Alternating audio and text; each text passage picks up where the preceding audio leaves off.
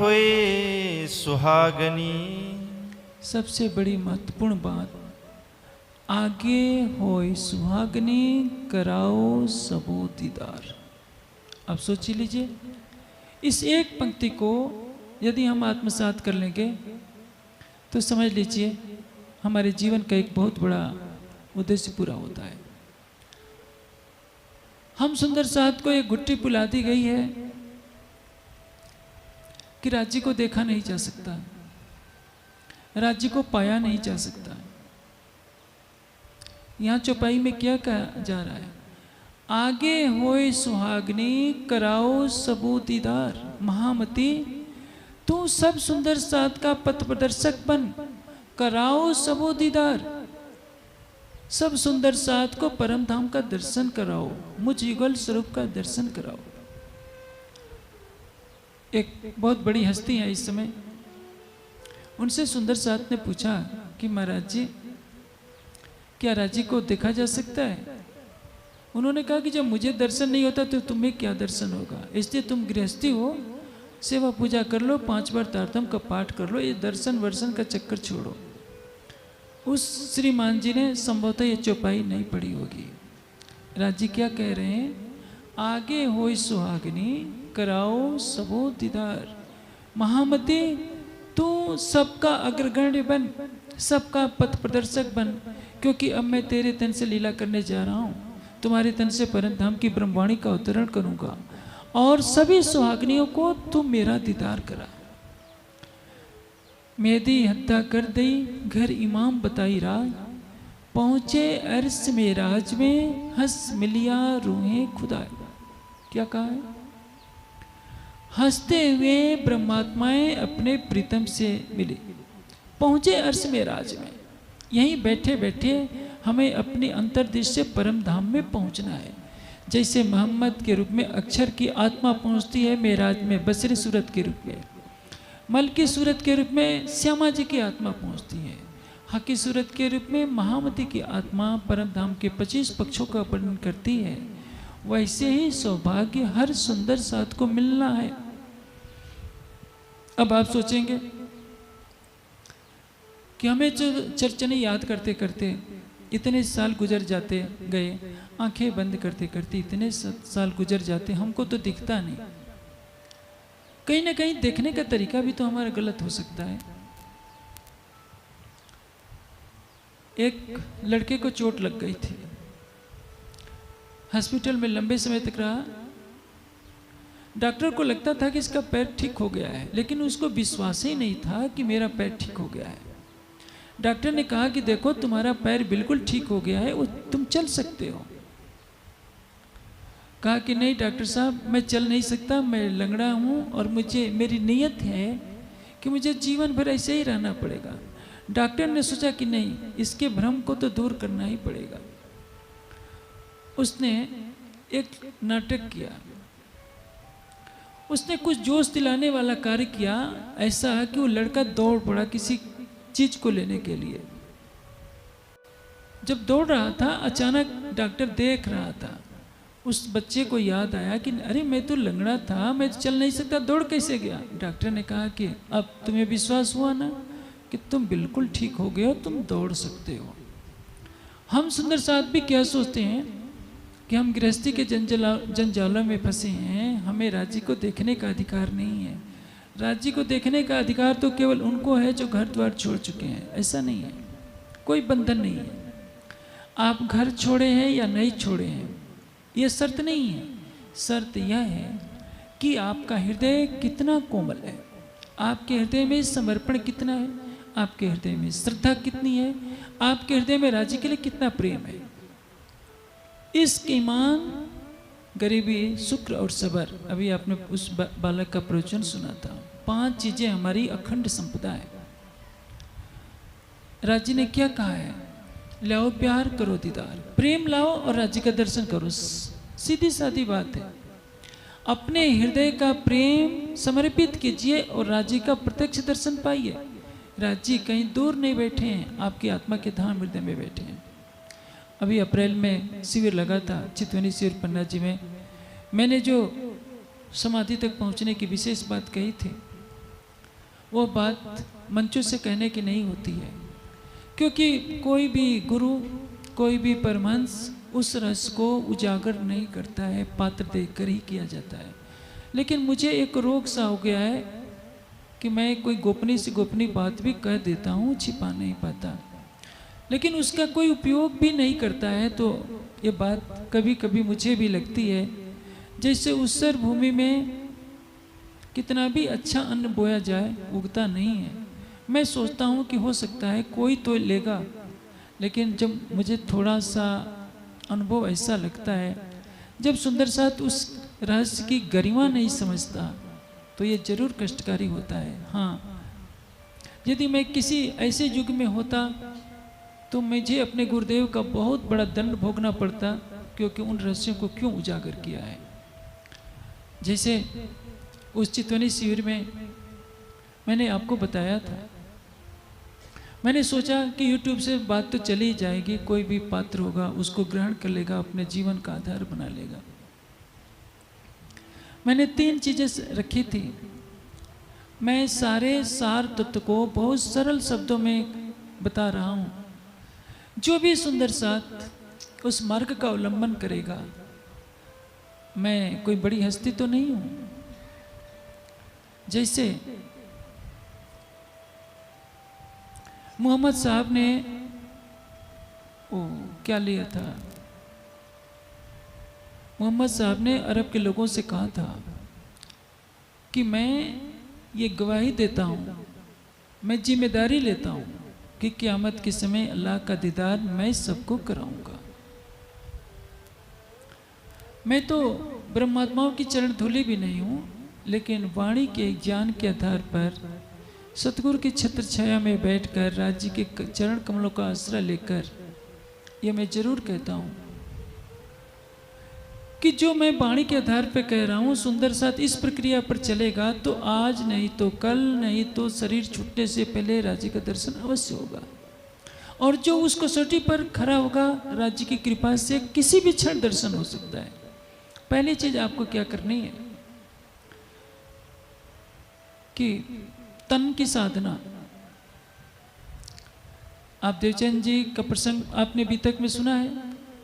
चितवनी लग गई है, अखंड में पहुंच गई है सुरता, घुगनी का प्रसाद खा रहे हैं श्यामा जी को अपने को राधा के रूप में मानकर कृष्ण के साथ। घुगनी का प्रसाद खाने के लिए जैसे ही हाथ करते हैं, हाथ हिलता है और सुरता टूट जाती है। इसलिए वह अवस्था प्राप्त कीजिए। आप 4 घंटे नहीं बैठा जाता है, मत बैठिए, 1 घंटा ही कीजिए। लेकिन यदि ऐसा है तो अंगुली भी हिले डुले नहीं। इसलिए तो दर्शन शास्त्र में कहा है अचलत्तम सापेक्ष, अपेक्षाकृत अचल होना आवश्यक है। मैंने समाधि तक पहुंचने के लिए निद्रा का आलंबन लेने का आपको सरल तरीका बताया था। निद्रा के सिद्धांत पर समाधि कैसे पहुंचेगी हम, मैं आपको संक्षेप में बता देता हूं। देखिए, आपको निद्रा कब आती है? जब आप करवट लेते रहेंगे तो नींद नहीं आएगी, शरीर खुजलाते रहेंगे तो नींद नहीं आएगी। जब आप बिस्तर पर पड़ जाते हैं तो आपका रक्त संचार धीमा हो जाता है, शरीर शिथिल होने लगता है, निद्रा तभी आने लगती है। दौड़ते हैं तो रक्त संचार बढ़ा रहता है, सांस की गति बड़ी होती है। लेटने पर रक्त संचार भी धीमा होगा, श्वास की गति भी धीमी होगी, शरीर का हिलना डुलना बंद हो जाता है और ऐसा लगता है कि अब मर से गए। सांस न चले तो अब मरे हुए में और गहरी निद्रा में सोए हुए में कोई भी अंतर नहीं होता है। अंतर समाधि में क्या होता है? समाधि में आत्मा की दृष्टि केवल राज्य को देख रही होती है और निद्रा में तमोगुण का अंधकार रहता है, मन भी शांत रहता है, बुद्धि भी क्रियाशील नहीं रहती है और शरीर भी जड़ बना रहता है। समाधि में भी यही स्थिति होती है। समाधि में मन भी निष्क्रिय रहेगा, बुद्धि भी निष्क्रिय रहेगी, शरीर भी निष्क्रिय रहेगा। पहली शर्त मैंने कही कि यदि देवचंद जी का केवल हाथ हिल गया तो दर्शन बंद हो गया, तो आपको भी यदि दर्शन प्राप्त करना है तो स्थिर होकर बैठना पड़ेगा। दूसरा है,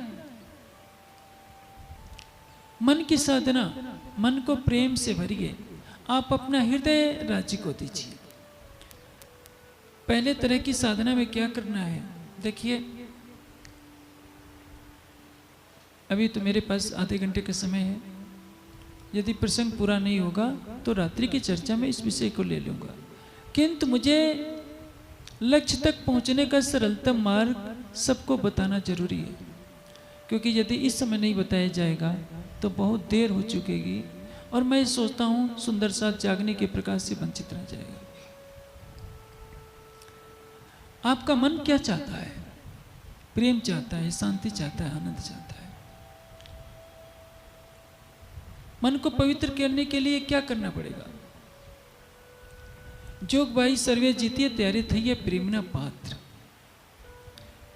बचने कामस काटिए राखिए नहीं रजमात्र, वाणी के वचनों से अपने हृदय के विकारों को समाप्त कीजिए, चितवनी में डूबिए, अपने आहार को सात्विक बनाइए। आपका आहार जितना सात्विक होगा उतना ही आप निर्विकार होते जाएंगे। बड़ा से बड़ा योगी यदि आपने आहार को विकृत करता है, मैं देखता हूँ अपने देश के कुछ भागों के लोग बहुत तीखी तीखी चीज़ें खाते हैं, लहसुन प्याज खूब खाएंगे, तीखी तीखी मिर्चें खाएंगे, खूब खटाई खाएंगे, गरम मसाले खाएंगे, गरम गरम कॉफ़ी के कई कप उड़ेल लेंगे और आंखें बंद करके बैठेंगे भी तो उनको कुछ नहीं मिलना है, भले ही वो चितवनी करते रहे। आंखें बंद करने से क्या होगा? आप अचार के चटकारे लेकर खा रहे हैं, मैं किसी को मना नहीं कर रहा हूँ, लेकिन जो लक्ष्य है उससे आप वंचित रह जाएंगे। आप किसी भी परमहंस की जीवनी को देखिए, परमहंस राम रतन दास जी महाराज की जीवनी को देखिए, बाबा दयाराम की जीवनी को देखिए, गोपाल मणि जी की जीवनी को देखिए, वे अचार नहीं खाते थे। आप कह देंगे कि भोग में तो बोला जाता है अनेक विध के अथाने, आप क्यों विरोध करते हो? आप श्री जी के विरोध में चल रहे हो, आप श्री जी की नकल क्यों कर रहे हैं? श्री जी तो अक्षरातीत हैं। तो जिस स्वरूप को श्री जी कहलाने की शोभा मिली, पूछिए क्या हफ्से में श्री जी ने अचार के पैकेट मंगवा रखे थे? क्या हफ्से में? क्या श्री जी हफ्से में लहसुन प्याज की चटनी खाया करते थे या चाय काफी पिए करते थे? विशु की अंग में श्वास भी छोड़े संग, तब तुम पर्दा डाल के दियो मोह अपनो। ये तो कोई नहीं सोचता कि उस मंजिल तक पहुंचने के पहले मिराज को क्या क्या कुर्बानी करनी पड़ी, और उसका 10वां अंश भी तो हम नहीं कर सकते हैं, लेकिन करने लगते हैं नकल कि श्री जी भी अचार खाते थे तो हम भी खाएं। शंकराचार्य ने एक बात कही है, नित्य गुणे पथ विचरता को विधि को निषेधा। सत्व रज तम से रहित मार्ग पर विचरण करने वाले के लिए कोई नियम नहीं होता। अक्षरातीत की कोई हमें नकल नहीं करनी चाहिए, परमांशों की हमें नकल नहीं करनी चाहिए। जो वो कह रहे हैं वो करना चाहिए, या जो उन्होंने किया है उसको दोहराने का प्रयास करना चाहिए, लेकिन जो वर्तमान में कर रहे हैं उसकी नकल करने का प्रयास नहीं करना चाहिए। परमहंस महाराज श्री रामरतन दास जी ने कुछ समय तक, संभव है लीला रूप में उन्होंने गांजा पिया, तो उनके नज़दीकी लोगों ने सोचा कि हम भी करें। अरे भाई, आप परमहंस महाराज तो नहीं बन गए, उनकी नकल क्यों कर रहे हैं? तो अभी मैं प्रसंग पर आता हूँ। यदि आपका आहार सात्विक है तो बुद्धि आपकी सात्विक होगी, बुद्धि सात्विक होगी तो चित्त सात्विक होगा, चित्त सात्विक होगा तो मन सात्विक होगा। रजोगुण और तमोगुण के बंधनों से निकलना आपके लिए आवश्यक है। सबसे बड़ा योगी भी यदि अपने आहार को दूषित कर लेगा तो उसमें रजोगुण की प्रवृत्ति बढ़ने लगेगी, आलस प्रमाद छा जाएगा और ध्यान समाधि के सुख से वंचित हो जाएगा।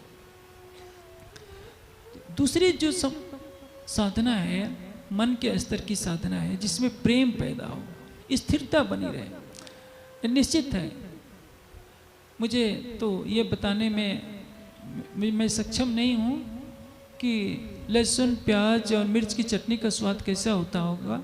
जो खाते हैं वो जानते होंगे, लेकिन ये मैं दावे से कह सकता हूँ कि उसको खा करके अब बैठ जाइए तुरंत आधे घंटे के बाद और मन को एकाग्र कीजिए तो बिल्कुल मन नहीं लगेगा, जहाँ तक मैं सोचता हूँ। पहली साधना, शरीर को हिलाइए डुलाइए नहीं, मन आपका पवित्र रहेगा तो एक लक्ष्य में लग जाएगा। देखिए, जब आप सोते हैं तो क्या होता है? धीरे धीरे शरीर स्थिर होना शुरू हो जाता है। जैसे आप सिर का भाग ऊपर उठा देंगे तो क्या होगा, निद्रा कम आएगी। सिरहाना और पैर दोनों लगभग सम होंगे तो ज़्यादा गहरी निद्रा आती है, क्योंकि रक्त का संचार मस्तिष्क में आता है तो मुकुट का प्रभाव बढ़ता है, निद्रा आ जाती है। समाधि में इसका उल्टा चलना है। सात्विकता इतनी बना लीजिए कि मन संसार की तरफ भागे ही नहीं। आपने लक्ष्य लिया युगल स्वरूप का, तो शरीर स्थिर है तो धीरे धीरे रक्त का संचार इतना रुकने लगेगा कि निद्रा होने लगेगी। आप अभ्यास कीजिए। यदि आप ऐसे बैठे हैं और अंगुली भी ऐसे नहीं होगा तो ये अंगुली कड़ी होने शुरू हो जाएगी, क्योंकि रक्त का प्रवाह धीरे धीरे कम होने लगता है। अब आप समझिए, अब आप धीरे धीरे समाधि के ऊपर चलना प्रारंभ कर दिए। समाधि उसको नहीं कहते हैं कि जमीन में गड्ढा खुदवा लिया। टीवी में एक दिन मैंने देखा था 11 दिन की समाधि। वो तो कुछ भी समाधि नहीं, वो तो एक नाटक है। गड्ढा खुदवा लेते हैं, कुछ हठयोग की क्रियाएं ऐसी होती हैं कि 10वें द्वार में प्राणवायु को पहुंचा दिया जाता है। एक योगी थे, हठयोगी, मैंने अपने प्रवचन में बताया है, पंजाब के थे, महाराजा रणजीत सिंह के ज़माने में। उन्होंने गड्ढा खुदवाया, अपने को बक्से में बंद कर लिया, 10वें द्वार में अपने प्राणवायु को पहुंचा दिया और कह दिया कि इस पर फसल बो दो। जब 4 फसल कट जाए तो मुझे बक्से से निकाल लेना और मेरे शरीर की मालिश कर देना, मैं फिर समाधि से वापस आ जाऊंगा। ऐसा ही किया गया। फसल काट ली गई और उनको मालिश किया गया माथे पर। जो 10वें द्वार में प्राण वायु था, जीव था, नीचे उतर आया, शरीर सक्रिय हो गया। चारों तरफ जय जयकार होने लगी। कितने महान योगी हैं, 4 महीने तक अन्न का दाना नहीं खाया, सांस भी नहीं लिया, पानी नहीं पिया। आम जनता तो क्या समझेगी, इसी को समाधि समझती है। लेकिन उनको वज्रोली क्रिया करनी थी। एक कुंवारी लड़की का अपहरण लेकर भाग गए, तब पोल खुली कि ये तो सच्चे योगी नहीं थे। इसके पहले सब समझते थे कि ये तो योगी राज है। कुछ वर्ष पहले रतनपुरी में जब मैं था तो ऐसे ही एक लोगों का, जादू वालों का समूह आया। वो भी गड्ढा खुदवा लिए, वो भी बेहोश होने की नाटक किए, कुछ मिट्टी से गड्ढा ढकवा दिए 24 घंटा और पुनः पैसा इकट्ठा कर लिए। जनता ने खूब धन दिया और बाद में गाड़ी पर बैठकर चले गए। वो तो आधुनिक वस्त्र वेशभूषा वाले थे। तो सोचिए, ये हठयोग के चमत्कार हैं, इसको समाधि मत समझिए। समाधि का अर्थ क्या होता है, जो लक्ष्य दिख रहा है लगातार घंटों, कई घंटों तक, 4 घंटे 5 घंटे तक दिखता रहे। राज्य का चरण दिख रहा है, मुखारबिंद दिख रहा है, तो एक पलक के लिए भी वो हटे नहीं। साक्षात मैं आपको देख रहा हूं, वैसे ही राज्य दिखने लगे, उसको कहते हैं समाधि। उस तक पहुंचने के लिए क्या करना पड़ेगा, जब आप धारणा में हैं। तो धारणा की प्रक्रिया के लिए मैं थोड़ी सी बात करता हूं। प्यो नेत्रो नेत्र मिलाइए जो उपजे आनंद घन, तो वो प्रेम रसायन पीजिए जो आत्म थे उत्पन्न। सुंदर साची, जब आप चितवनी करने जाते हैं तो माया की दुनिया नहीं है। इस संसार में जो बड़ा होता है उसके चरण छुए जाते हैं। मंदिर में हम जाते हैं तो साष्टांग प्रणाम करते हैं, कान पकड़ते हैं कि राजी माफ कर दो, माफ कर दो। आप परम धाम में जब ध्यान लगाते हैं तो इस दुनिया की तरह मत्था टेकना मत शुरू कर दीजिए। वहां भी मत कहिए कि राजी माफ कर दो, माफ कर दो। हक किलमले देखिए तो होइए अर्श माफक। परम धाम का दर्शन करना है तो राज्य की वाणी से मूल्यांकन कीजिए। समाज में क्या प्रचलित है उसका आश्रय मत लीजिए। पियो नेत्रो नेत्र मिलाइए जो उपजे आनंद घन, तो प्रेम रसायन पीजिए जो आत्म थे उत्पन्न। पूरी वाणी में पढ़ लीजिए, कहीं नहीं लिखा है। परिक्रमा में जरूर लिखा है, आय आय के चरणों लागी। सहन कि जब सहन आरती कराई जाती है या सखियाँ जब प्रवाली रंग के मंदिर की लीला होती है तो उस समय का वर्णन होता है। वो यहाँ के भावों से, जब बंगला जी दरबार में श्री जी बैठे होते हैं, सब सुंदर साथ जब शयन के लिए जाते हैं तो प्रणाम करते हैं, उस भाव से वर्णन किया गया है। ऐसा नहीं परम धाम में कौन किसके चरणों में प्रणाम करेगा? यदि राज्य कहते हैं, मैंने कल परसों की चर्चा में कहा था, प्रीतम मेरे प्राण के, तू मेरे प्राणों के प्रीतम है। तो राज्य यदि हम राज्य को प्राणों का प्रीतम कहते हैं तो राज्य भी हमें प्राणों का प्रीतम कहते हैं। हम राज्य को चरणों में प्रणाम करेंगे तो राज्य को भी हमारे चरणों में प्रणाम करना पड़ेगा, तब तो प्रेम है, नहीं तो कैसा प्रेम? नहीं तो दास भक्ति है, हम भी गुलाम हैं उनके। बैकुंठ बिहारी अपने भक्तों के चरण नहीं धोते, लेकिन ब्रज की लीला में आपने देखा है कृष्ण राधा के चरण धोते हैं या नहीं? कृष्ण राधा के चरणों में पड़ते हैं या नहीं? इसलिए जो दासत्व भाव है ये पूर्णतः समाप्त कर देना होगा। जो वाणी में परिक्रमा में दर्शाया गया है वो बंगला जी का दृष्टांत है, और इस संसार में हम आए हैं तो ये सत्ता का ब्रह्मांड है, इसमें मर्यादा है, हमें चरणों में प्रणाम करना पड़ेगा। श्री जी चरणों में प्रणाम नहीं करेंगे, लेकिन हमें श्री जी के चरणों में करना पड़ेगा। किंतु परम धाम प्रेम की भूमिका है। अभी पुराण संहिता कल मिल जाएगी, आप पढ़िएगा। पुराण संहिता में वर्णन आता है कि ब्रह्मा विष्णु शिव ईश्वर सदाशिव पांचों देवता योग माया के ब्रह्मांड में पहुंचते हैं। अब जैसे देखते हैं कि ब्रज लीला हो रही है, साष्टांग मत्था टेकना शुरू कर देती है। जैसे ही प्रणाम करते हैं लीला अदृश्य हो जाती है, क्योंकि वो प्रेम की भूमिका है। प्रेम की भूमिका में मत्थे नहीं टेके जाते। इसलिए आप जब परम धाम में ध्यान कीजिए तो आप प्रेम के स्वरूप में जाइए। आप हैं ही नहीं, आपका सर्वस्व आपके प्राणेश्वर का है, आपका दिल भी उनका है। आप डरते क्यों हैं? भय कौन करता है? जो पराया होता है। भय कौन करता है? स्वामी से सेवक भय करेगा, स्वामी से स्वामिनी क्यों भय करेगी? क्योंकि उसकी हृदय स्वरूपा है। वो हृदयेश्वर है तो वो भी हृदयेश्वरी है। यदि कृष्ण हृदयेश्वर हैं तो राधा हृदयेश्वरी है, राज्य हृदयेश्वर है तो श्यामा जी हृदयेश्वरी हैं। आपकी आत्मा भी उनके हृदय की स्वामिनी है। वाणी क्या कह रही है? प्यो नेत्रों नेत्र मिलाइए जो उपजे आनंद घन, तो प्रेम रसायन पीजिए जो आत्म थे उत्पन्न। प्रेम रूपी रसायन पीना होगा राज्य के नेत्रों से। चितौनी में ये सब बातें नहीं बताई जाती है। चितौनी में तो ज्ञानपीठ से जरूर बताया जाता है, अन्य स्थानों से ये बातें नहीं बताई जाएगी। अन्य स्थानों में तो यही कहा जाएगा कि माला का जप कर लो, राज्य के चरणों में प्रणाम कर लो। चरणों में प्रणाम करने की आदत छोड़ दीजिए, चरणों का दीदार कीजिए। लाख तली लालेणिया मेरे जीव के यही जीवन। राज्य के चरणों की शोभा में खोइए, श्यामा जी के चरणों की शोभा में खोइए। सौंदर्य के सागर में स्वयं को डुबो दीजिए, क्योंकि आप और राज्य मार्फत की दृष्टि से एक ही हैं। परम धाम के अंदर सत्ता की लीला नहीं है, वहाँ भय नाम की कोई चीज नहीं है कि राज्य रूठ जाएंगे। एक रस होइए इश्क सो। आप सागर ग्रंथ की इन चौपाइयों पर ध्यान दीजिए। एक रस होइए इश्क सो, चले प्रेम रसपूर, फेर फेर प्याले लेत हैं, श्याम श्यामा जी हजूर। आपको दीदार हो जाएगा। प्रेम के प्यालों का पान कीजिए। राज्य के नेत्रों की तरफ देखिए, होठों की तरफ देखिए, गालों की तरफ देखिए। किसी भी तरह से आपके हृदय में बस प्रेम आ जाए, शरीर हिले डुले नहीं। जब बैठने का अभ्यास हो जाएगा तो क्या होगा? जैसे बिस्तर पर आप लेटते हैं तो आपको निद्रा घेर लेती है। हो सकता है आपके जीवन में कोई तनाव हो, सोने से पहले आपको नींद आती है। नींद आने के बाद आप सब भूल गए रहते हैं, उठते हैं तो तरोताजा होकर के उठते हैं।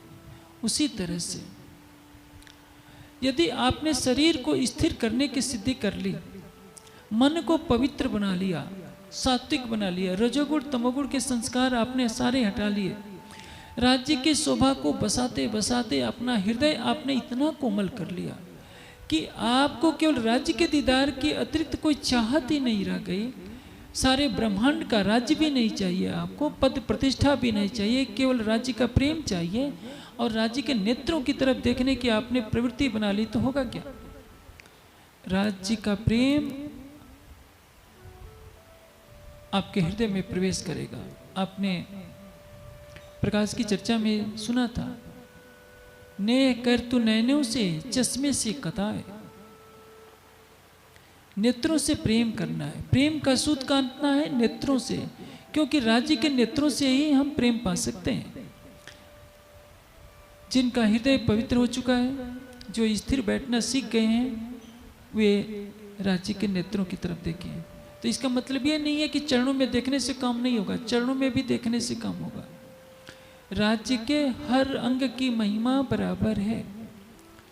जिनको राज्य के मुखारबिंद का स्वरूप नहीं आ रहा है, वे राज्य के चरणों का भाव कर सकते हैं। इसलिए वाणी में कहा है, चारों जोड़े चरण के ए जो अर्श भुखन, ए लिए हृदय में ने आवत स्वरूप पूरन। चारों जोड़े चरण में, राज्य के दोनों चरणों में क्या है? चारों आभूषण है, झांझरी, घुंघरी, कांबी और कड़ला। चाहे छोटा चरण कमल का भाव बने या बड़ा चरण कमल का, आप चरणों का एकटक ध्यान कीजिए, धारणा कीजिए। आप कहेंगे कि राज्य के मुखारबिंद को देखा तो है नहीं, कैसे हम ध्यान करें, धारणा कैसे बनाएं? आपका कहना सही हो सकता है, क्योंकि संसार में किसी का चेहरा गोल होता है, किसी का पतला होता है, किसी का चौकोर होता है। हमने राज्य को देखा नहीं तो अवश्य कठिनता आएगी, लेकिन यदि आपके अंदर चाहत होगी, आपका हृदय जिस क्षण निर्विकार होगा, राज्य मुखारबिंद अपना अवश्य दिखा देंगे। यदि उसमें भी सफलता नहीं मिल रही है तो चरणों का ध्यान करते जाइए। ये लिए हृदय में आवत स्वरूप पूरन। यदि राज्य के चरणों को आपने अपने हृदय में बसा लिया तो क्या परिणाम होगा? नख से सिख तक राज्य की शोभा आपके हृदय मंदिर में बस जाएगी। श्रृंगार में एक बहुत महत्वपूर्ण चौपाई है, शिखा सुमति उसको बहुत अच्छी तरह से गाते हैं। और जिस दिन श्रृंगार की चर्चा होगी उस दिन मैं मंच से उसी को गवाने का प्रयास करूंगा, उसकी चर्चा भी करने का प्रयास करेंगे कि ए सुख जाने रुवर्ष की जिन दिल दो कदम धरत। राज्य के दोनों चरण कमल जिसके हृदय में आ जाएंगे, नख से सिख तक युगल स्वरूप का श्रृंगार आ जाएगा। और एक झलक भी आती है तो उस झलक का आधार ले लीजिए। आप सोचिए, देवचंद जी को पठान भेष में राज्य दर्शन देते हैं और दृश्य हो जाते हैं। वितक में क्या लिखा है? जा स्वरूप को दर्शन पायो, उसको अरुगाते हैं। उन्होंने राज्य को तो परमधाम के रूप में नहीं देखा, एक पठान के रूप में देखा है। हृदय से आवाज आती है, जो पठान रूप में मिला था वही तो तेरा प्रीतम था, उसी को भोग लगाते हैं। आप यदि सागर श्रृंगार को एक बार भी पढ़ गए हैं तो आपको चिंतित होने की आवश्यकता नहीं है। आपको इतना तो पता है कि राज्य के चरण कमल कितने सुंदर हैं, मुखारबिंद कितना है सुंदर है, होठ कैसे हैं, गाल कैसे हैं, हाथों की हथेलियाँ कैसी हैं। नहीं भी जानते हैं तो भी चलेगा, केवल अपना हृदय राज्य को दे दीजिए। स्थिर होकर बैठने का अभ्यास कीजिए, आहार की सात्विकता कीजिए। और जैसे बिस्तर पर सोते हैं तो हिलना डुलना बंद कर देते हैं, शरीर को खुजलाना बंद कर देते हैं, सोचना विचारना बंद कर देते हैं, सब बंद कर दीजिए। उस समय राजसमा भी नहीं कह सकते हैं आप। मेरी कई बातें अटपटी सबको लगती होगी, क्योंकि समाज में जो प्रचारित किया जाता है कि तारतम के मंत्र से जप से राज्य का दर्शन होता है, ये भ्रम है। जप से कभी दर्शन नहीं होगा, समाधि में जप बंद हो जाएगा। यदि जप चल रहा है तो समाधि नहीं है, वो ध्यान नहीं है। समाधि का तात्पर्य क्या है? मन से कुछ सोचा न जाए, बुद्धि से कुछ विवेचना न की जाए। केवल जैसे कोई दो प्रेमी मिलते हों तो उनकी बुद्धि काम नहीं करती कि क्या करें, गले मिले कि हाथ मिलाए कि प्रणाम करें, बस दोनों एकटक देखते रहते हैं। उसी तरह से जब आपकी नज़र राज्य की नज़रों से मिलेगी, मैं हक देखूं हक देखी मुझे, ये दो अरस परस भैया, तो उसमें राजसमा नहीं होगा।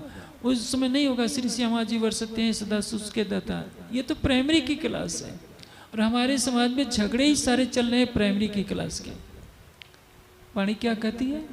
ये जो फर्ज बंदगी ना जाहिरी बीच नासूत लिखे हक से दूर, इश्क बंदगी अल्लाह की होत है हजूर। लेकिन ये बातें तो खुलासा में लिखी है, श्रृंगार में लिखी है, कहीं कह दीजिए तो हो सकता है पत्थर भी पड़ जाएंगे। मैं ये कह रहा हूँ कि जब आप चितवनी में बैठिए तो शरीर स्थिर हो जाए, मन स्थिर हो जाए, आपके मन और बुद्धि ने काम करना बंद कर दिया, अंतर्दृष्टि राज्य को देखने का प्रयास कीजिए। ऐसा करते करते एक घड़ी अवश्य आएगी जब आपके हृदय मंदिर में उसकी मोहनी सूरत दिखनी शुरू हो जाएगी। आप डूबते जाइए, डूबते जाइए, एक दिन अनायास ही प्राप्त कर लेंगे। जो मैंने निद्रा का सिद्धांत बताया था, मैंने आपको सरल तरीका बता दिया कि जब आप सो जाते हैं तो सारे तनावों से मुक्त हो जाते हैं, क्योंकि आपका मन गहरी निद्रा में चला गया होता है। निद्रा और समाधि में क्या अंतर है? समाधि में मन त्रिगुणातीत अवस्था में होता है, सत्व रजतम से परे होता है, और निद्रा में तमोगुण की घोर अवस्था होती है। निद्रा में भी मन कुछ नहीं सोचेगा, यदि वो सोचता है तो सपने के रूप में दृष्टिगोचर होता है। समाधि में भी मन कुछ नहीं सोचेगा। तो समाधि में बैठने के लिए यदि आप लेटते हैं तो निद्रा आएगी। आपका आसन सिद्ध है तो शुरू शुरू में झपकी लग सकती है, लेकिन यदि आपका मन सात्विक हो गया है तो निद्रा नहीं आएगी। और निद्रा न आने पर लक्ष्य को प्रबल बनाइए, धारणा आपकी परिपक्व होगी। तो यदि पल भर के लिए झपकी भी लगती है तो आपका मन जो चंचल हो रहा था, भाग रहा था, उसके बाद सीधे राज्य की शोभा में लगेगा और राज्य के नख से सिख तक के एक एक अंग की शोभा को बसाना प्रारंभ कर देगा। परिणाम क्या होगा?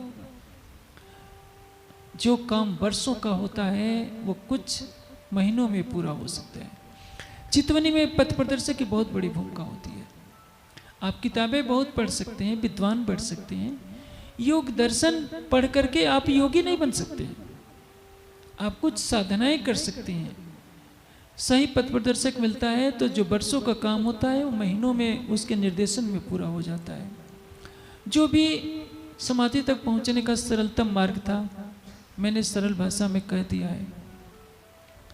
अवश्य है सुंदर साथ को मेरे कथनों की महत्ता का पता नहीं होगा।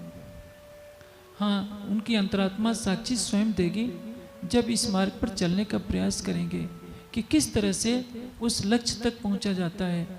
और महामती जी के तन से पन्ना जी में लीला करवाई जाती है, प्रातःकाल चितवनी कराई जाती है, शाम को 4:30 बजे चितवनी कराई जाती है। सुंदर साथ के पास समय ही नहीं है व्यर्थ की बातों के लिए।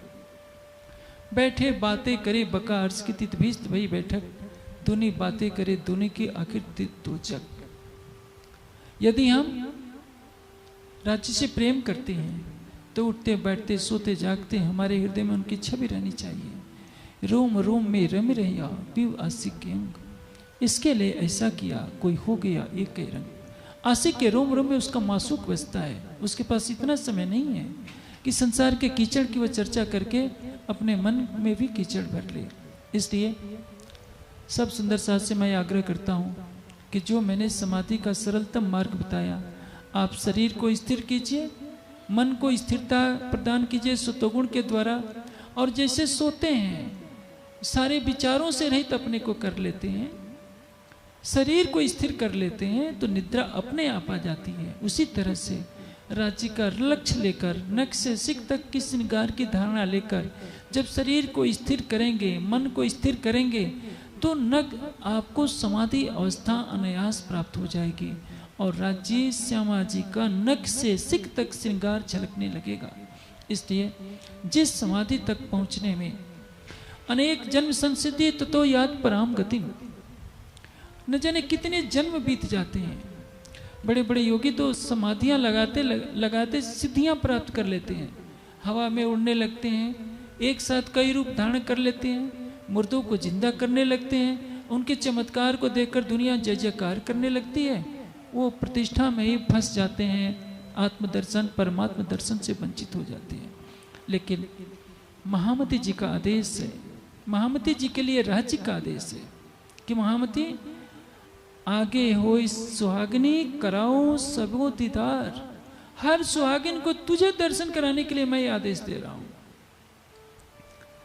श्री जी ने छठे दिन की लीला में आपको आदेश दिया है, आप देखो औरों को दिखाओ। वितक में सीधे लिखा है, आप स्वयं युगल स्वरूप को देखिए, 25 पक्षों को देखिए और दूसरों को भी दिखाइए। लेकिन जब आप चितवनी करेंगे तब तो, और चितवनी का सही मार्ग मालूम होगा तब तो। अभी तो अनेक स्थानों में जो चितवनी कराई जाती है, कभी सुनने को मिलता है तो हंसी भी आती है और आश्चर्य भी होता है, दुख भी होता है कि हमारा समाज कहाँ भटका है। वो तो चितवनी की प्राथमिक कक्षा को भी नहीं जानता। यह चितवनी की विधा 300 वर्षों से छिपी रही है, केवल परमहंसों तक सीमित रही है। ये राज्य की विशेष कृपा है कि आज ज्ञानपीठ में 700-800 सुंदर साथ एक साथ बैठकर ध्यान कर रहे हैं। मैं उस दिन की कल्पना करता हूँ जब शरद पूर्णिमा पर भी हजारों सुंदर साथ एक साथ बैठे हों और चारों तरफ घूमर जी के बैठकर युगल स्वरूप का ध्यान करें। क्योंकि वितक में एक चौपाई आती है, 11 जोलो रही तोलो बहुत चाह धरे, फिर ठंडे पड़ते गए लाल के अंगठरे। 1745 तक 11वीं सदी रहती है, अर्थात 1751 तक समझिए। श्री जी की अंतर्धान लीला के पश्चात तीसरे शिष्ट 200 वर्ष से ईश्वरीय शिष्ट का राज्य प्रारंभ होता है और चितवनी बंद हो गई, चर्चनी चलती रही। जब ईश्वरीय शिष्ट का भी राज्य 30 साल चला, जब जीव शिष्ट का राज्य हो गया तो चर्चनी भी समाप्त हो गई, थोड़ी बहुत चलती रही।